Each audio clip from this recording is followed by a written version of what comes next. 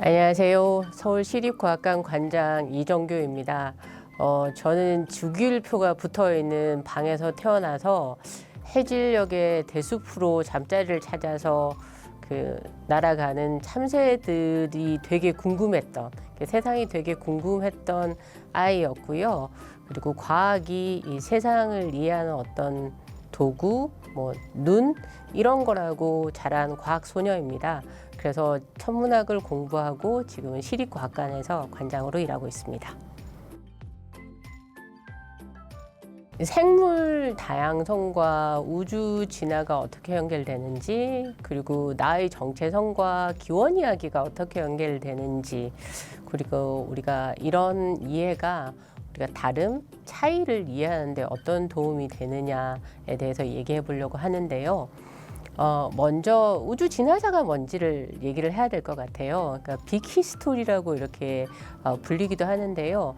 지금 우리가 있는데 우리는 어디서 왔냐 그러니까 한 10,000년 전에 농업 문명으로 시작이 된 게 지금까지 온 거라는 거죠. 근데 그럼 이 농업 문명을 이룬 사람들은 어디서 왔느냐 라고 이렇게 조금 더 올라가 보니까 한 20만 년 전까지만 해도 이렇게 수렵 채취라 그러죠. 떠돌아다니면서 이렇게 살던 사람들이 정착하면서 농업 문명을 만들었다. 이렇게 우리가 지금 이해를 하고 있잖아요. 그래서 예전에는 요 정도를 역사라고 이야기를 했어요. 인간의 역사. 근데 과학이 발달하면서 우리가 알게 된 게 뭐냐면 이 수렵 채집을 하던 인류들 이전에 다른 우리가 지금 고인류라고 하는 존재들이 있었다라는 거예요. 그리고 이런 인류는 사실은 생명체가 진화해서 온 거라는 걸 알게 됐어요. 그러면 그 다음 질문은 우리가 지금 기원을 찾아가고 있는 거니까 그럼 이 생명체는 어디서 왔는가? 아직 잘 모르지만 과학자들은 복잡한 문제는 질문을 단순화시켜서 답을 하려고 하거든요. 그래서 생명을 구성하는 물질이 뭔지를 물어보고 그리고 그 물질이 어디에서 왔는가를 생각을 해봤더니 연구를 해봤더니 별에서 만들어졌다라는 걸 알게 됐어요. 그리고 그럼 별을 구성하는 물질들은 어디에서 왔느냐라고 질문을 하게 되겠죠.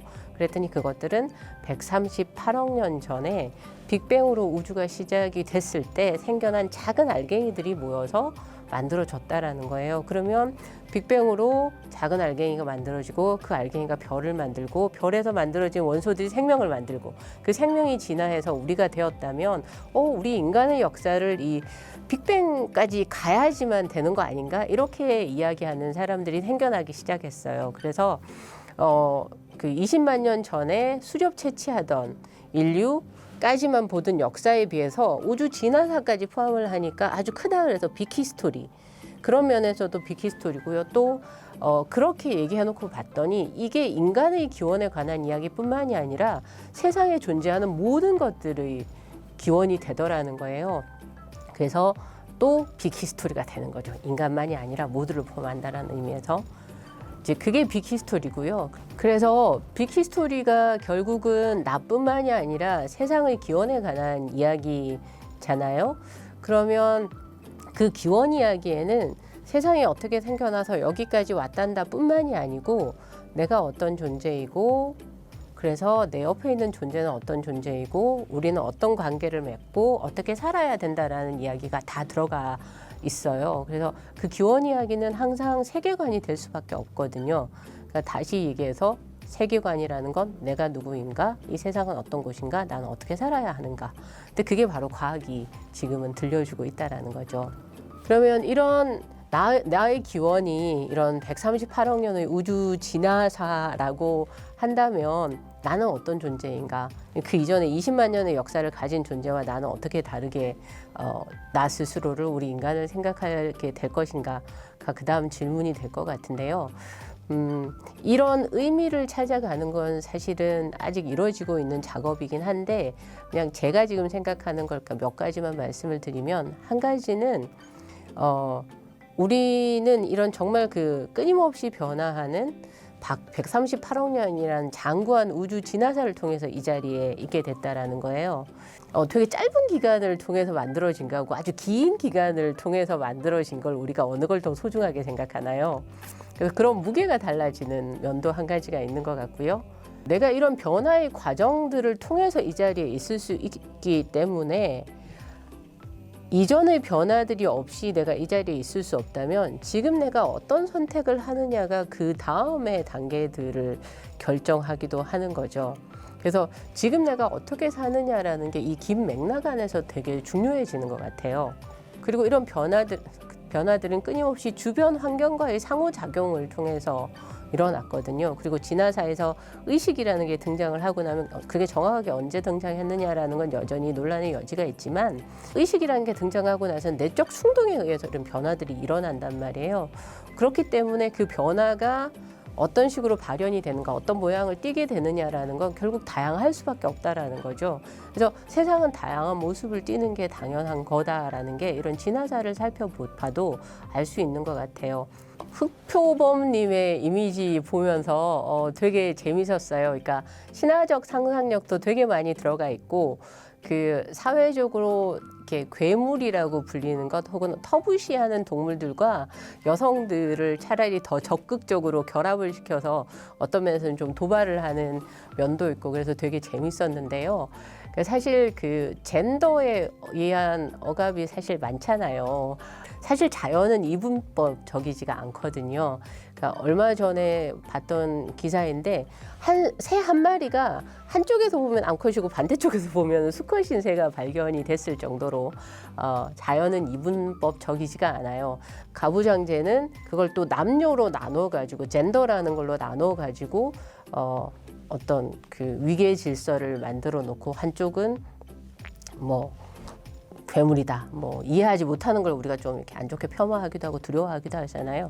그런 산물이 아닐까라고 생각하는데 무엇보다도 그게 지난 만년 동안 가부장제, 문화적인, 사회적인 산물이라면 그것을 극복하는 틀이 또 이 우주 진화사가 아닐까 생각해요. 왜냐하면 이 제8 길이 전체를 138억 년 우주 진화사라고 한다면 우리 인간의 역사는 특히 가부장제가 생겨난 지난 1만 년의 역사는 여기 제 손톱 하얀 거에 고 20분의 1 정도밖에 안 되는 거거든요. 그래서 그 참고 자료가 많으면은 우리가 이게 옳아, 이게 진리야라고 했을 때 아니야, 그렇지 않은 것도 있어라는 그런 예를 찾을 수 있는 것으로 이 진화사가 되게 좋은 자료가 되어주는 것 같습니다.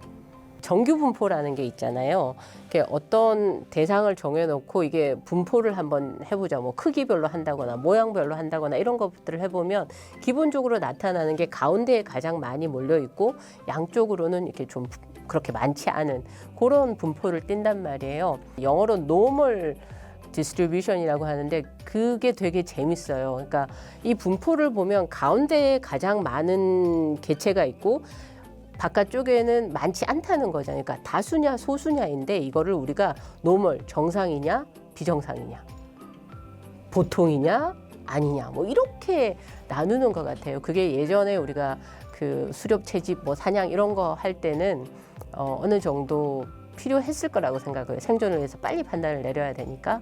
근데 이제는 우리가 그런 환경에서 살고 있지 않으니까 이런 것에 대해서 한번 좀 생각을 해볼 필요가 있을 것 같아요. 다양한 모습으로 있는 게 자연에서는 너무 당연한 거다라는 걸 저희가 되게 자연스럽게 받아들일 수 있거든요. 그런 면에서도 진화 이야기는 저한테 아주 많은 영감을 주는 것 같습니다. 이런 빅히스토리에 관련된 책들은 사실 요즘 좀 많이 나와 있어요. 그래서 어린이를 대상으로 할 때는 그 Y 시리즈 있잖아요. 거기에서 빅히스토리가 한 20권 정도가 나와 있는 게 있어요. 앞쪽에 6권이 천문학에 관한 이야기, 중간에 3권인가가 6권인가 7권인가가 지구 생명의 진화 이야기, 그 다음에 인간의 진화 이야기 이렇게 나눠져 있거든요. 그런 책도 괜찮으시고요. 지금 선생님들이 읽으시기에는 칼 세이건이 지은 그 코스모스나 아니면 그 아내인 앤드리안이 지은 최근에 나온 코스모스 가능한 세계들 이런 책도 괜찮을 것 같고요. 그런데 제가 아까 말씀드렸던 이걸 세계관의 관점에서 보는 그런 걸 다룬 걸로는 제가 쓴 우주 산책이라는 책도 괜찮습니다. 지금 거의 절판이어서 전자책으로 만나실 수가 있고요.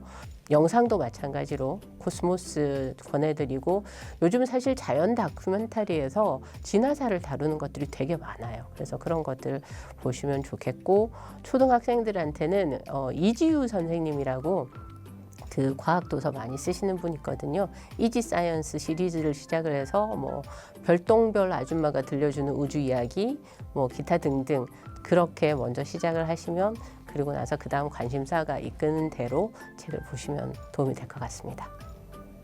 사실 선생님들께 무슨 말씀을 드려야 될지 잘 모르겠어요. 왜냐하면 교육 현장에서 너무나도 많은 노력을 하시는 분들이기 때문에 그렇다면 내가 아이들을 어떤 관점에서 보느냐, 내가 나를 어떤 존재로 생각하고 보느냐가 되게 중요할 것 같아요. 그래서 나의 정체성이 이 138억 년 우주 진화사에 있다라는 거, 그게 어떤 의미인지에 대해서 좀 생각을 해보시면 어떨까.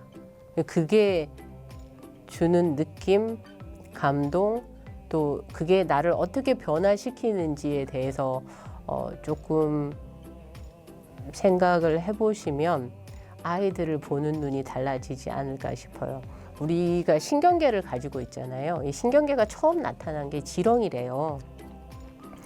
그러니까 지렁이는 한 5억 년 전쯤에 지렁이는 신경계가 발달을 하고 자기가 사는 환경에 맞게 이렇게 크게 변하지 않고 살아왔다면 그 5억 년 동안 우리는 많은 변화를 거쳐서 지금 이 모습을 하게 됐는데 지금은 서로 다른 모습이지만 5억 년을 거슬러 가면 우리가 사실은 같은 조상에서 나왔다라는 얘기잖아요.